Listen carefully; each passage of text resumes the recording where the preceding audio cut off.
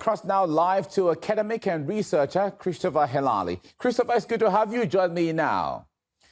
Thank you for having me. Pleasure to be with you. Welcome. Now, Biden has dropped out from the presidential race via a letter posted on social media, but why don't we see him making an announcement live? Why just a letter? I think the letter, of course, is due to the cognitive abilities of President Biden, his inability to really express himself. I think there was deep fear that he would even botch his own exit from the race and from the prospective nomination as the candidate for president for the Democratic Party. So instead of speaking to the nation as he should have done, which would have been the right thing to do, he simply drafted a letter and posted it on Twitter, which has now gone viral. I think 153 million people have seen it now. And I think that that's due in part to his poor debate performance and all of his poor performances the past years. Now, just yesterday, Biden said that he was not going to quit the race. So why did he change his position just now? One would see this as really abrupt. This was very abrupt, but I think that there was a concerted effort behind the scenes. We had leaked reports just this past week that Nancy Pelosi had secretly also been saying to Biden and to high Democratic officials that Biden should step aside. There were many other big donors of the Democratic Party, many other Democratic leaders, both in the DNC and in the Democratic Party as both senators and representatives, and other political officials basically saying Biden had to step aside for the stability and longevity of the party. And of course, if they had any prospect to win in November. And so I think that this was the culmination of all of that. And I think it came on a Sunday with a rather lull in the news cycle, and it has taken the internet and the news media by storm. All right. Now, besides his cognitive capacity, which can happen to anyone, how could Biden's stance on foreign policy issues such as Ukraine and Gaza, which a lot of people have seen as a disaster, how could they have contributed to his falling approval ratings? I think they all combined to his, not only his fallen approval ratings, but also the clear indication that he lacks any real leadership, that this was an administration of misleadership. The fact that this ongoing atrocities and genocide against the Palestinian people, which has gone on for 9 months now, has been able to go on not only unabated, but with continued aid and military support to Israel. The ongoing arming and funding of the neo-Nazi regime in Kiev, which of course has been committing atrocities since 2014. The United States has now deeply, deeply invested itself, along with its NATO allies, in pursuing a path of war with the Russian Federation, something that many people, even scholars and legal thinkers, have really said is the culmination of this U.S. Foreign policy that's leading toward a third world war. It's extremely dangerous. And of course, we have ongoing political and social and cultural instability within the United States that has led to the moment where most Americans view Joe Biden in a negative light, view him as someone that has not made their lives better, but has made their lives much worse. And I think that the vast majority of Americans are today breathing a sigh of relief that at least he's stepping aside.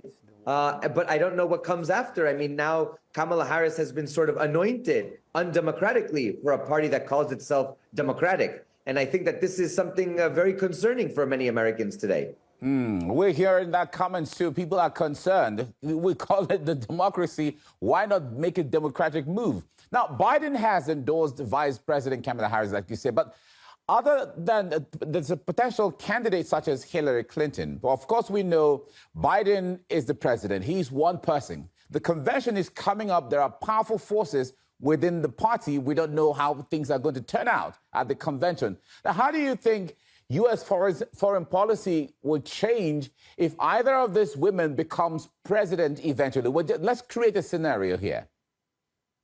I mean, if either Hillary Clinton or Kamala Harris were to win the presidency, it would be a doomsday scenario that many people are predicting, because not only would they intensify the war against the Russian Federation, which the United States has been pursuing in the Biden administration, but they would deepen their commitment to Israel. They would continue to pursue regime change against other countries that do not kowtow to Washington, like Bashar al-Assad's government in Damascus in Syria. They would continue to pursue a war footing with Iran. They would continue to pursue a hostile relationship with China and the DPRK. And in Latin America and Africa, of course, they would deepen their positions there against countries that want to pursue a multipolar path. And so I think that it's deeply concerning if either of these two women, who have very bad track record, not only domestically, but also in international affairs, if either of them is nominated and, God forbid, elected, we're in for a real painful situation internationally that could turn into a hot war. And that's what I really am concerned about. Now, how can switching the candidates in the Democratic political party at this critical time influence the people's trust in the Democratic Party, as well as their desire to vote for that party at the elections?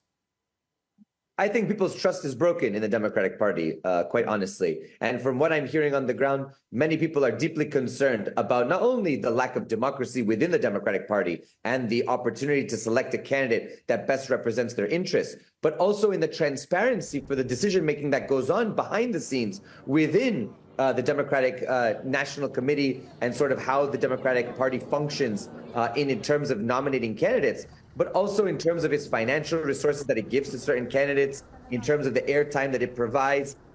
There's many, many questions that have arisen, especially since 2016, that the Democratic Party is controlled by an elite that is funded and maintained by powerful donors, and they do not allow anyone else access into their inner circle. And so I think that people are really concerned. And of course, Biden stepping aside is a good thing, but the immediate appointment, or the anointment, I should say, of Kamala Harris to the presidential nomination, and her saying that she'll work for it. Well, if he's anointing her, she's not going to work for it. In order to work for it, she needs to go back to every state and get the votes that she would need to get the nomination. But they're not going to do that. And once again, inside dealing will reveal that the Democratic National Committee is rigged for powerful figures that are supported by the big donors and, what many consider the deep state. And of course, this merger of a lot of financial, military, and intelligence interests, that the real candidate will never come through that the people would want.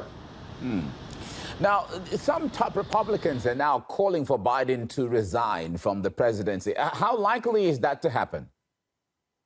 I don't think that that's likely to happen at this point. I think that this was a big enough show to many people calling for him to step down from the race for the presidential nomination, that he will just remain for the next months that he's in office. I mean, he will leave in January regardless. So from now until January, about half a year or so, I don't foresee him stepping aside. I think that he can continue on. And as many people have noticed, Biden hasn't really been in a powerful leadership position throughout all of his presidency. It's his elite team around him that has really been doing a lot of the work in terms of domestic and foreign policy. I think that that will just continue until January. But I do think that the Democratic Party itself right now is in a very precarious position. And my prediction is they're going to lose the White House and many Senate and representative seats come November. All right. We have to leave it here now. Christopher Helali, academic and researcher, thank you so much for your insight. Thank you.